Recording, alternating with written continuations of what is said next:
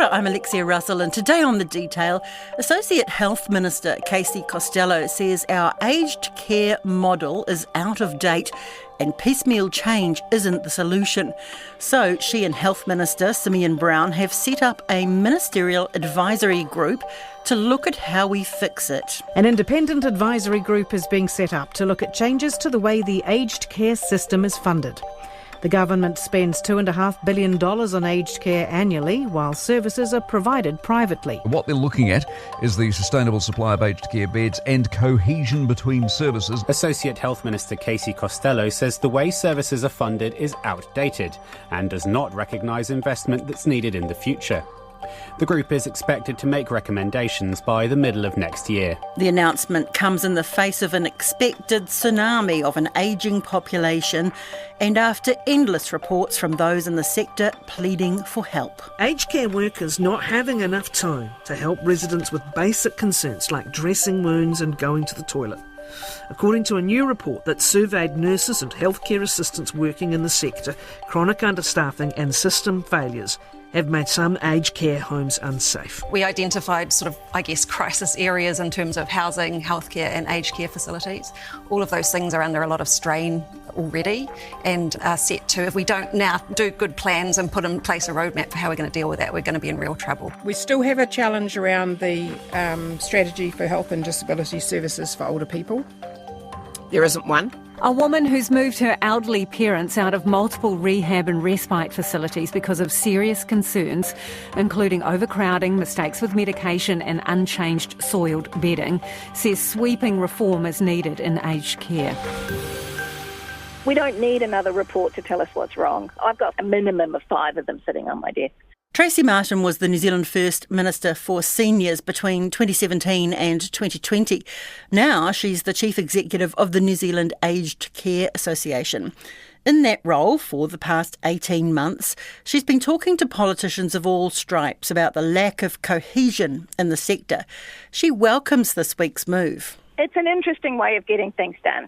So it depends what you're wanting and when you want it. So the first thing I suppose this shows is the ministers have taken back control of the planning for the future around aged care. So they've taken it back from Te Whatu Ora, who's been doing a review of funding and delivery for 3 years.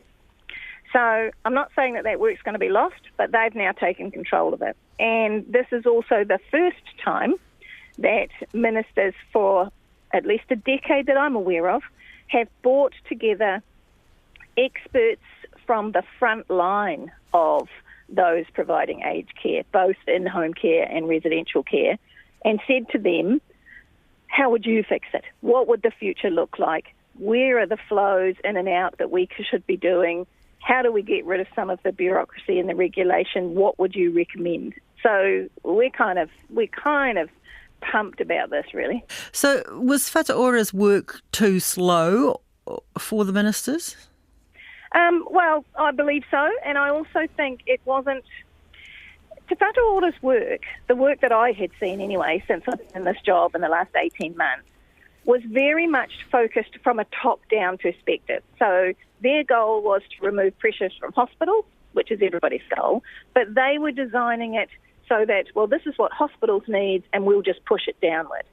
What's possible now through this advisory group is that those on the ground in home care and residential care can say, well, okay, we can deliver this.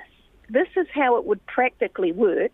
This would make the sector investable because it hasn't been for a while, which means that we could grow it, which means that you, hospitals, can discharge people, let's say after 7 days of acute treatment, and they can come into a care facility, a residential care facility, get really well and really strong, and then they can go home. RNZ has revealed there's a 20-bed ward at North Shore Hospital full of patients with no medical reason to be there, but there's nowhere suitable for them to go because of their complex discharge needs requiring specialist nursing and allied health workforces. Those are the sort of things that now can be designed by those who are actually practically on the front line.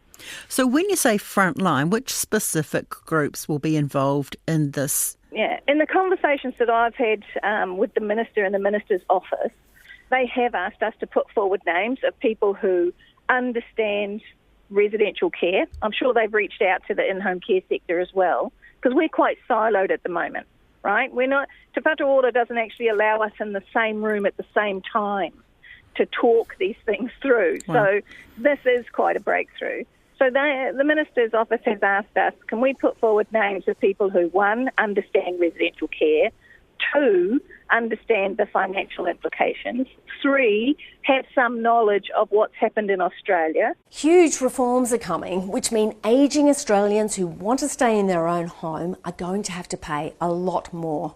The government is making aged care a users' pay system to keep taxpayer costs down. I believe that it will prejudice those with the lowest income in our society, and that has costs to human rights, fairness, equity. So that we can bring some of those learnings over here rather than reinvent the wheel, and can work collegially to try and, as I say, create this, break down these silos and get the flow going that gives people the care they need, where they need it and when they need it.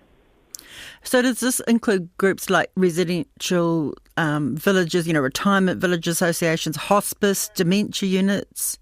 So, first of all, retirement villages aren't aged care. They're a lifestyle choice. So while some retirement villages have care facilities on the end of them, this is only talking about the care facility, and I only represent the care facility part. Dementia units are part of residential care. Psychiatric care is also part of residential care. And we have two other categories, rest home level and hospital level. Rest home level is you are very frail but can still walk. Hospital level, the best way to describe it is you are bedridden. So are the right people being talked to here, as you say, that the frontline people? Well, I hope so, because we've put forward a number of names. Right. So I know what the process is, because obviously once upon a time I used to do it. So there is a process to go through. Numbers of people, organisations will put forward names. I believe this is being supported by the Ministry of Health. They will provide the Secretariat. They will put together a list of the diverse group that they believe the Minister needs. I think it's a maximum of 10 people they're looking for. They need to do that very quickly because the Minister, I believe, would like to get this group signed up and through Cabinet before the end of this year so that they can start work in January. And she wants it finished by June. It's pretty quick, isn't it? Yeah, which can be done because, it's not like we haven't been sitting here on our hands, we out in the sector, right? We can see this coming. We can see where there are barriers and ways that we can support the whole of the health system more constructively. And, of course, we've now got the model, the last 5 years and the reforms that have taken place in Australia, we can see some pros and cons. So, again, we don't have to reinvent every particular wheel. You mentioned that you've done this before. You were the Minister for Seniors with New Zealand First between, 2017 and 2020. When you were handling this area, how different was the landscape? Like, did you ever think about putting a group together like this? Yeah, and this has not been put together by the Minister for Seniors. That's interesting. I know Minister Costello wears those hats, but it's been put together by the Associate Minister of Health and the Minister of Health because the Minister of Seniors doesn't have the power to pull this sort of advisory group together for the direction of aged care. It comes under the health portfolio. So it had to be done by Ministers of Health. But with regards to, the landscape, this has been coming for over a decade. And I suppose as the Minister for Seniors, the best I managed to do was in 2020, I managed to get permission to have a multi-ministerial task force to try and address what was all of the areas that our ageing population is going to affect negatively and also positively. Unfortunately, it didn't survive the 2020 election. Yeah, because there's all sorts of astounding figures about our ageing population. Today, there are 870,000 New Zealanders who are 65 or older. In 25 years, that number is forecast to almost double. Over 65s make up 17% of the population today. In 50 years, there'll be a third of the population. By the time I'm 85, there'll be about 4 times as many 85-year-olds as there are today. We're not really planning for that in terms of our infrastructure provision at all. You know, some I've heard over 85-year-olds need 16 more times healthcare as a 40-year-old. Yeah. You know, we're facing this tsunami of an increase in elderly population. These are not new facts particularly, and yet we don't seem to be ready for this big increase in that age group that we've been talking about. Well, I think ultimately, and this was what I came up against as the Minister for Seniors myself, there wasn't an understanding of this across the Cabinet. So there wasn't an understanding of what was the reality of these numbers across the Parliament. In the last 18 months, that's what I've been doing, is educating every single backbench MP just as much as educating ministers or educating the opposition spokespeople. There were a whole lot of strange assumptions and biases that were sitting there. Really? Really? Like what? Yeah. Well, here's a good one. Like the assumption that the majority of the residential care in this country is provided by the big six, right? So Oceania, Ryman, Somerset and that. Now, they provide 40% of the care beds in this country. But the majority of care beds, the other 60%, are provided by charities and not-for-profits and small owner-operators and community trusts.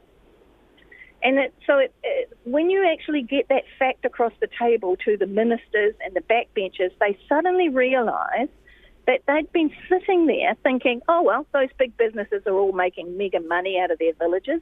They'll just keep building care beds and it'll all be fine.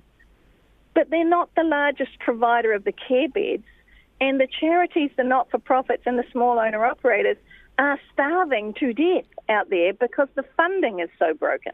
And Auckland Hospice is having to cut the number of people it cares for by almost a third because it's short of funding. Tōtara Hospice gets $8.8 million from government, but that doesn't even cover the wage bill, they say, so it fundraises on top of that. I do think we've started to crack what is some of the myths and misinformation that has been out there in the sector, and I believe this is an example of the fact that it's actually got traction. Yeah, well, you and I talked about this back in February when hospice was, crying out for help. Does this form part of the sort of jigsaw puzzle that will be looked at, the role of charities like hospice and how they can be supported and how they in turn can support the hospital system? Yeah, well, I hope so. I mean, I've already made that point that actually somebody needs to make sure there is a person with palliative expertise sitting at that table. I mean, they won't have people like me at the table or Wayne Naylor. They won't have the CEs of advocacy groups there. That's not what this is about. But certainly there needs to be somebody who understands how palliative care can be better integrated into, in-home care provision and residential care. Because while there might only be 25 to 28% of over 85-year-olds need residential care, 100% of us are going to die. So we really need to make sure they are part of the planning. So if you were in charge, what would your first priority be here? If I was in charge, my first priority would be to remove the silos. Remove the silos between in-home care, residential care and palliative care. How do we connect all of them up as a service? Because there is no need to compete for funding. There are so many people coming that are going to need these services. We are all going to be as busy as hell. So that would be my first thing, is say, okay, so how would we get flow between in-home care and residential care? Somebody stays at home for a period of time, but then needs some respite, maybe for 3 weeks or 4 weeks. How would that work? Because right now we don't really have a model about, or even a funding mechanism by which that could work. And if you could put in a couple of short-term measures that could be included before the next budget, given this group won't report back before then, what would they be? Well, if I had a magic wand, what I would do, and what I have sort of put forward to ministers, is an infrastructure grant fund for residential care, so that people like Presbyterian Support, who have publicly said they have $10 million worth of deferred maintenance, could stabilise their buildings. Because if those beds close, it costs around about $300,000 to build a new care bed. So we don't want any more care beds to close. And the Australians have got an infrastructure grant model that we could look at and fit to our own context. $300K for each care bed? Yeah, well, if you're talking about hospital level, I think people need to realise rest home level care and the picture that they have in their head of, my great granny, and who used to walk down with her, my great granddad down for morning tea in the morning, that's no longer the type of person in residential care. They're at home with support. So the acuity levels of those in residential care is much, much higher. You're really talking a hospital level room and a hospital level of care. So that's the cost, right? So we don't want any beds to close, and the infrastructure grant fund could stabilise that. But the other thing that is true is that the average age of entry into residential care is 85 years old, and the average length of stay is 18 months. So that means we need an admission and a discharge fee. The paperwork and the time that it takes, because it's a medical admission, is around about $1,000 per person. And there is no funding for that at the moment. And the individual often passes away within an 18-month period, if not shorter. And then all that paperwork has to be done again. Exactly, and quite a lot. And I mean, people want to do this well. You've got grieving families, you've got all sorts of undertakers and other people to work with in a very, in a classy way. So it takes time. And unfortunately, whether we like it or not, time is money in a business, right? Mm. So you're suggesting a sort of a government grant for each admission and... Well, I'm suggesting that as part of what is the contract by which the state asks these businesses to care for the state's citizen or resident, that there needs to be an admission fee and a discharge fee. It's kind of like people who are their own accountants handing the government this GST money, isn't it? It's just unpaid work that you do because it's part of the job. Yeah. And I mean, I remember taking the select committee to go and visit a whole lot of these businesses, the health select committee, and they walked out of these businesses just shaking their heads and sort of said to me, why do these people keep doing this? The system is so broken. They are holding it together, right? And they do it because they're just passionate about looking after these older citizens, these older individuals. They're not going to put them out. They do whatever they can to make sure they can care for them. But so many of them now are just hanging on by the skin of their teeth, really. Yes, and we've had other reports out this year, a crushing workload in palliative care as our population ages, that talk about better drugs being able to keep these terminally ill people alive for longer and the work that goes with that. The undervalued workforce and the pay parity situation has not helped at all. How do we know that the Ministerial Advisory Group is not just going to be another litany of problems that can't be fixed? Well, I think that's the other thing. When you have a look at the terms of reference, which I'm not sure whether they've been placed out there by the Minister yet, but I've had a look at the terms of reference, and they are about creating solutions. We don't need another report to tell us what's wrong. I've got 5 of them sitting on my desk, a minimum of 5 of them sitting on my desk. We need solutions. We have solutions.